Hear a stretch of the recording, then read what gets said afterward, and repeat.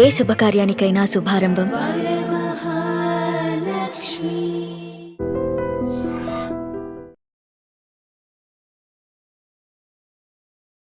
నమస్తే, welcome to iDream talking point with కవిత.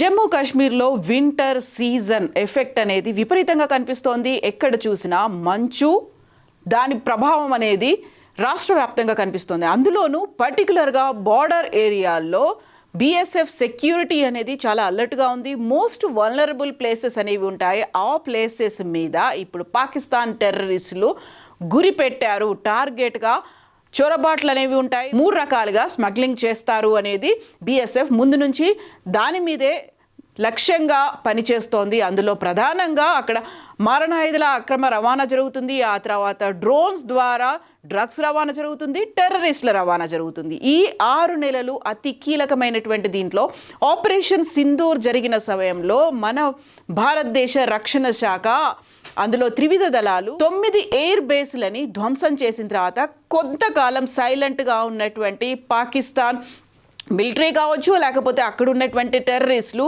ఇప్పుడు శీతాకాలం నేపథ్యంలో తమ వ్యవస్థలని పటిష్టం చేసుకుంటున్నారు అనేటువంటి మాటని బీఎస్ఎఫ్ ఉన్నతాధికారులు వెల్లడించారు. అందులోనూ ప్రధానంగా ఈ 72 లాంచ్ ప్యాడ్లని ఏర్పాటు చేసుకున్నారు. అది కూడా కేవలం బార్డర్ దగ్గరే మాత్రమే కాదు, డెప్త్ ఏరియాస్, డీప్ ఏరియాస్, బార్డర్కి ఎల్ఓసికి చాలా దూరంగా ఉన్నటువంటి ప్రాంతాల్లో 72 టెర్రరిస్ట్ లాంచ్ ప్యాడ్లని ఏర్పాటు చేసుకున్నారు అనేటువంటి మాటని ఇప్పుడు బీఎస్ఎఫ్ అధికారులు అయితే చెప్తున్నారు. అందులో ప్రధానంగా post Sindhu 72 terror launch pods come up across border in Jammu Kashmir అనేది కేవలం అంటే ఓల్డ్ హ్యాబిట్స్ డై హార్డ్. ఏదైతే మనకి రక్షణ శాఖ అక్కడ బోర్డర్స్ దగ్గర పటిష్టమైనటువంటి సెక్యూరిటీ ఉంటుందో అక్కడ 12 స్థావరాలని బోర్డర్స్ దగ్గర వాళ్ళని లాంచ్ ప్యాడ్లను ఏర్పాటు చేసుకున్నాయి.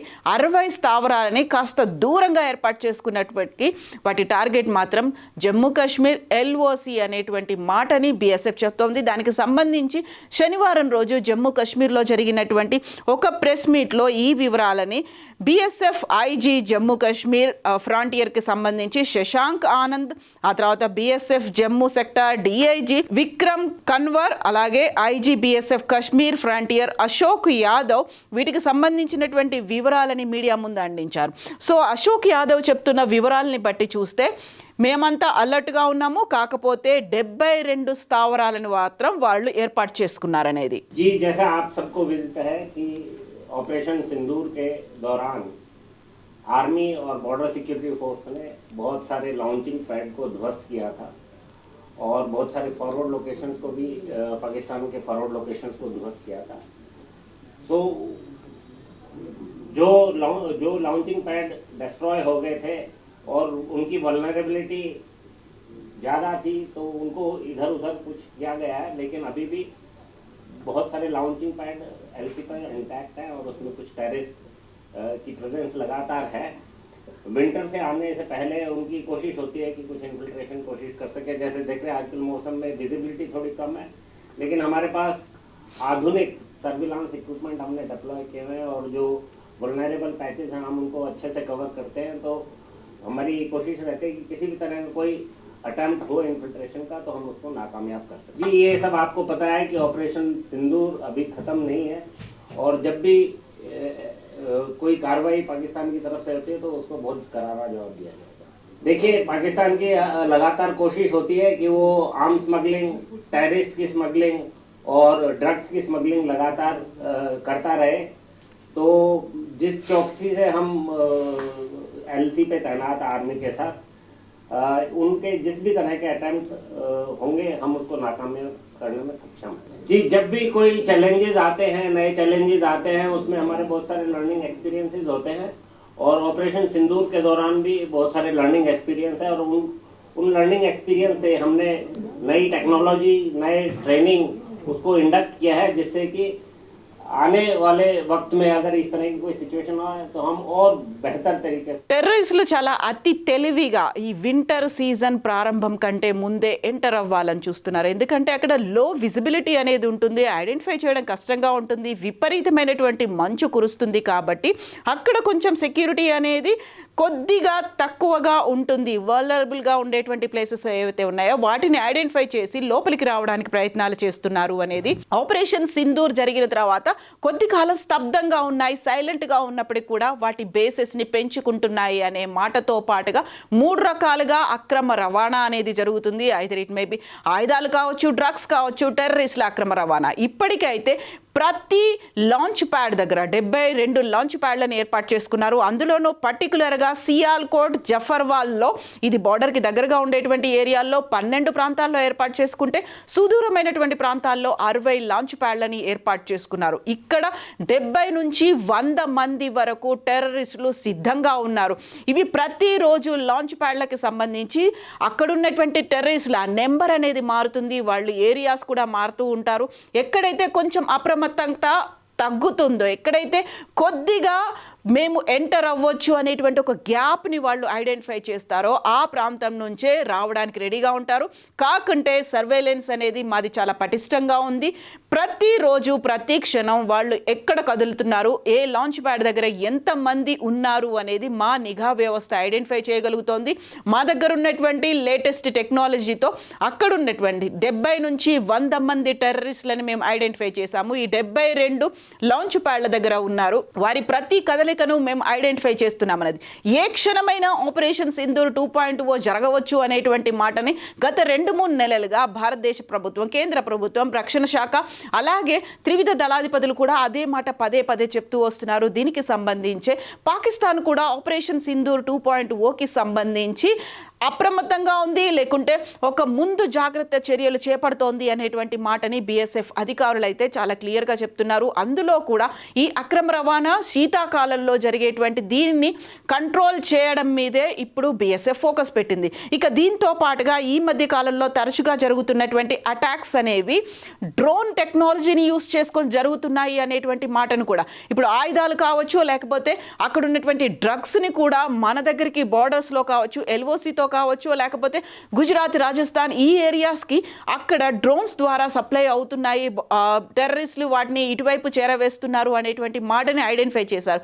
సో ఇప్పుడు సరికొత్త థ్రెట్ అనేది ఇప్పుడు భూమి మీద నుంచి కాకుండా, లేకపోతే అక్కడ ఉన్నటువంటి సొరంగాల ద్వారా కాకుండా డ్రోన్ల ద్వారా జరుగుతున్నాయి అనేటువంటి మాటని BSF ఐడెంటిఫై చేసింది. ఈ నేపథ్యంలోనే వస్తున్నటువంటి సరికొత్త థ్రెట్స్ ఏవైతే ఉన్నాయో వాటన్నిటిని ఐడెంటిఫై చేయడంలో భాగంగా మేము అలర్ట్గా ఉన్నాము అనేటువంటి మాటది. 21st సెంచరీకి సంబంధించి 21వ శతాబ్దంలో జరుగుతున్నటువంటి ఈ వార్స్ అన్నీ కూడా చేంజింగ్ డైనమిక్స్ అనేవి ఉన్నాయి. అందులోనూ పర్టికులర్గా డ్రోన్స్ యూస్ చేసుకుంటున్నారు.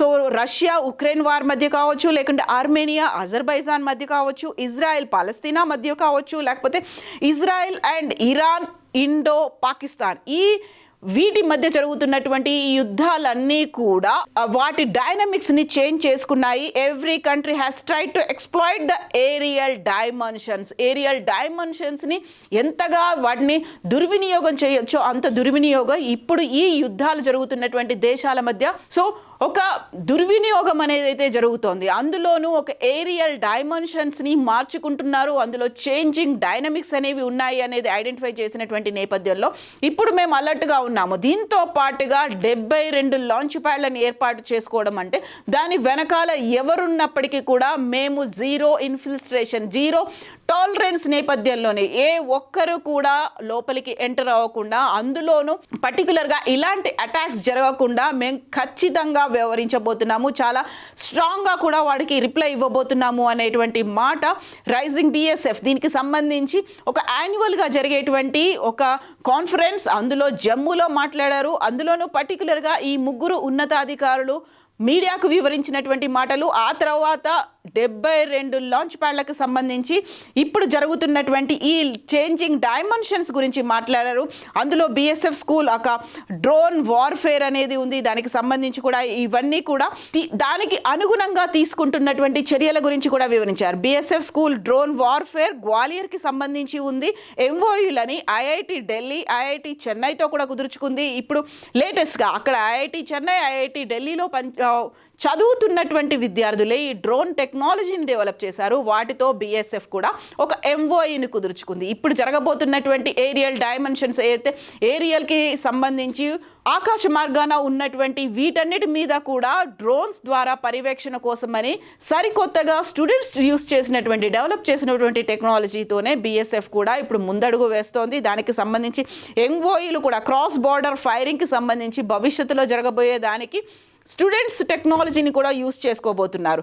సో చేంజింగ్ డైనమిక్స్ కోసము గవర్నమెంట్ ఆఫ్ ఇండియా ఇనిషియేషన్ తీసుకుంది. దీనికి సంబంధించి బోర్డర్లో అందులోనూ పర్టికులర్గా ఎక్కడైతే ప్రభావిత ప్రాంతాలు ఉంటాయో వాటి మీద అయితే ఫోకస్ పెట్టింది. సో సెంటర్ దీనికి సంబంధించినటువంటి జమ్మూ కాశ్మీర్లో ఒక కమ్యూనిటీ బేస్డ్గా జరగబోయేటువంటి అవేర్నెస్తో పాటుగా అక్కడ ఉన్నటువంటి బంకర్లని ఐడెంటిఫై చేయడం, వాటితో కన్స్ట్రక్షన్స్ ఎలా అయితే జరుగుతున్నాయో వీటన్నిటి గురించి సంబంధించి సివిల్ ఏవియేషన్ అడ్మినిస్ట్రేషన్ అనేది ఇప్పుడు వాటి మీద కూడా ఫోకస్ పెట్టింది. దీంతో పాటుగా ఆపరేషన్ సింధూర్కి సంబంధించి పాక్ రేంజర్స్ వాళ్ళు ఎక్కడైతే బంకర్లని లేకుంటే వాళ్ళు అంతకుముందు ఉన్నటువంటి లాంచ్ ప్యాడ్లని వాళ్ళు అంతకుముందు ఏర్పాటు చేసుకున్నటువంటి దాన్ని వదిలేసి వెళ్ళిపోయారో వాటిని మళ్ళీ తిరిగి రావడం ప్రారంభించారు పాక్ రేంజర్లు అనేది అయితే పోలీసులు ఇక్కడ ఉన్నటువంటి BSF అయితే ఐడెంటిఫై చేశారు.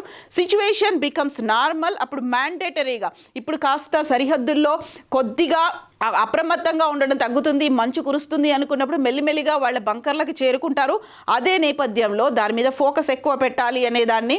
సో బార్డర్లో సర్వేలెన్స్ సిస్టమ్ అనేది ఉంది. 118 పోస్టులు అనేవి ఉన్నాయి. వాటి మీద మేము ఇప్పుడు నిఘా అయితే పెంచాము అనేటువంటి మాటని ఇప్పుడు మన BSF ఉన్నతాధికారులు అయితే చెప్తున్నారు. Time for Pakistan to restore them. Operation Sindoor తర్వాత వాటిని మళ్ళీ రీస్టోర్ చేసేటువంటి పని పాకిస్తాన్ మొదలుపెట్టింది అనేది. ఈ నేపథ్యంలోనే we are committed to zero infiltration policy of the government and are ready to thwart any challenges at the international border. దీని మీద అయితే ఇప్పుడు ఫోకస్ పెట్టారు. దీంతో పాటుగా ఇన్ఫ్రాస్ట్రక్చర్ రీస్టోర్మెంట్ కోసం కూడా ఇప్పుడు అక్కడ గతంలో ఫ్లడ్స్ వచ్చినప్పుడు ఆ తర్వాత జరిగినటువంటి డ్యామేజ్ని ఐడెంటిఫై చేసింది. ఇన్ఫ్రాస్ట్రక్చర్ని రీస్టోర్ చేయడం కూడా BSF అనేది మొదలుపెట్టింది. సో బార్డర్ ఫెన్స్ కావచ్చు, అవుట్ పోస్టులు కావచ్చు, దాంట్లో రోడ్లు కావచ్చు, లేకుంటే ఎక్కడైతే అన్ని క్లోజ్డ్ అయ్యాయో వాటన్నిటి మీద కూడా రీస్టోర్ చేసి వర్క్ చేయడం అనేది మొదలుపెట్టింది. So not only has the height of border fence, ఆ బార్డర్ ఫెన్స్ని పెంచడంతో పాటుగా అక్కడ ఉన్నటువంటి సర్వేలెన్స్ ఎక్విప్మెంట్ని కూడా వాటిని 24/7 మానిటర్ చేసేలా ఇప్పుడు మళ్ళీ చర్యలు తీసుకుంటోంది. సో దీంతో పాటు 360 degrees ఇన్ డెప్త్ అప్రోచ్ అనేది అక్కడ నుంచి మాదక ద్రవ్యాలతో పాటుగా ఆర్మ్స్ అనేవి రాకుండా, మారణాయుధాలు రాకుండా డ్రోన్ టెక్నాలజీని యూస్ చేస్తున్నాము. అండ్ ట్రాన్స్ బోర్డర్ టన్నెస్లో వీటన్నిటి మీద కూడా దృష్టి పెట్టింది. అందులో భాగంగానే BSFతో పాటుగా అక్కడ జమ్మూ కాశ్మీర్, ఇటు పంజాబ్ కావచ్చు, రాజస్థాన్, గుజరాత్ వీటన్నిటికీ సంబంధించి కూడా టెక్నాలజీ వైజ్గా గ్రౌండ్ సర్వేలెన్స్తో పాటుగా రాడార్స్ని, ఎలక్ట్రో ఆప్టికల్ థర్మల్ సెన్సార్స్ని, UAVని కూడా ఐడెంటిఫై చేయడానికి ఇప్పుడు మేము అప్రమత్తంగా ఉన్నాము అనేటువంటి మాట.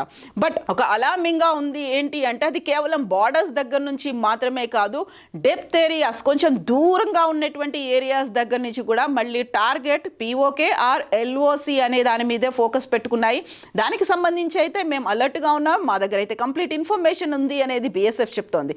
బట్ ఆపరేషన్ సింధూర్ 2.0 ఎప్పుడైనా జరగచ్చు అనుకున్నప్పుడు అది ఇప్పుడు శీతాకాలం, ఒక డెన్స్డ్గా ఒక ఫాగ్ అయితే కురుస్తూ ఉంటుంది. విపరీతమైనటువంటి మంచు కురిసే సమయంలోనే అలాంటిది ఏదైనా ఉందా? ఎందుకంటే కొద్దిగా చలి ఎక్కువగా ఉన్నప్పుడే దాన్ని ఎంజాయ్ చేయడానికి అటు పర్యాటకులు కావచ్చు, లేకుంటే కురుస్తున్న మంచులో ఆహ్లాదకరంగా గడపడానికి ఎక్కువగా కాశ్మీర్కు వెళ్ళేటువంటి అవకాశాలు కనిపిస్తూ ఉంటాయి. ఆ నేపథ్యంలోనే ఇలాంటి ప్రమాదాలు ఏది జరగకుండా ముందుగానే మేము అప్రమత్తంగా ఉన్నాము అనేటువంటి ఒక భరోసాని కూడా BSF చెప్తోంది. బట్ 72 స్థావరాలను ఏర్పాటు చేసుకున్నారు. అందులో కూడా చాలా దూరం నుంచే ఎల్ఓసిని అలాగే పిఓకే మీద అటాక్ చేయడానికి కేవలం బోర్డర్ మీద ఫోకస్ పెడితే సరిపోదు అనేటువంటి మాటని పాకిస్తాన్ నుంచి సో వాళ్ళు ఏర్పాటు చేసుకున్నటువంటి 72 బంకర్ల దగ్గర నుంచి వినిపిస్తోంది. కాబట్టి దానికి సంబంధించినటువంటి కంప్లీట్ ఆధారాలు మా దగ్గర ఉన్నాయి అని బీఎస్ఎఫ్ ఉన్నతాధికారులు చెప్తున్నారు. కాబట్టి అలర్ట్ గా ఉండాల్సినటువంటి అవసరం ఉంది అనేటువంటి మాట కూడా ఆర్మీ అధికారులకు సూచించినటువంటి మాట. ఈ నేపథ్యంలోనే ఆపరేషన్ సింధూర్ 2.0 ఏ క్షణమైనా జరగవచ్చు, దానికి మేము అప్రమత్తంగా ఉన్నాము అనేటువంటి మాటని అటు పాకిస్తాన్ కూడా చెప్తోంది. మేము ఎనీ టైం దాన్ని లాంచ్ చేయడానికి రెడీగా ఉన్నాము అనేటువంటి మాట భారతదేశం కూడా చెప్తోంది. దానికి ఈ శీతాకాలమే అనువైనటువంటి సమయమా, ఇదే క్వశ్చన్ మార్క్ వినిపిస్తోంది. బట్ మనం అలర్ట్గా ఉండాల్సినటువంటి అవసరం ఉంది అనేటువంటి మాట కూడా ఉంది. ఈ నేపథ్యంలోనే ఆపరేషన్ సింధూర్ 2.0కి సంబంధించి వస్తున్నటువంటి ఈ ఇండికేషన్స్ని ఎలా చూడాలి, ఎలా భావించాలి, మనం దానికి అప్రమత్తంగా ఎలా ఉండాలి, ఏం చెయ్యాలి అనే దాని మీద కూడా ఇప్పుడు ఫోకస్ అంతా కూడా బీఎస్ఎఫ్ పెట్టింది. మీరేమనుకుంటున్నారో కామెంట్స్ రూపంలో తెలియచేయండి. నిజంగా ప్రస్తుతం ఉన్నటువంటి సమాజం దేనికి ప్రయారిటీ ఇస్తుంది? ఆర్థిక సంబంధాల చుట్టూ మాత్రమే తిరుగుతుంది. మళ్ళీ ఎన్నికలంగానే చాలా విరక్తి కలుగుతాం. మంచి అనిపిస్తుంది కదా, లేడీస్ కూడా ఛాలెంజింగ్ జాబ్స్ చేసినప్పుడు చాలా బాగుంటది. ట్రాఫిక్ అసిస్టెంట్స్ గా నియమించిన ట్రాన్స్జెండర్స్ అందరితో సాల్యూట్ చేయించుకుంటున్నారు. ఫుడ్ డెలివరీ ఇవ్వటానికి వెళ్ళినటువంటి డెలివరీ బాయ్ అనిల్ పై కళ్ళ ముందు పెళ్ళండి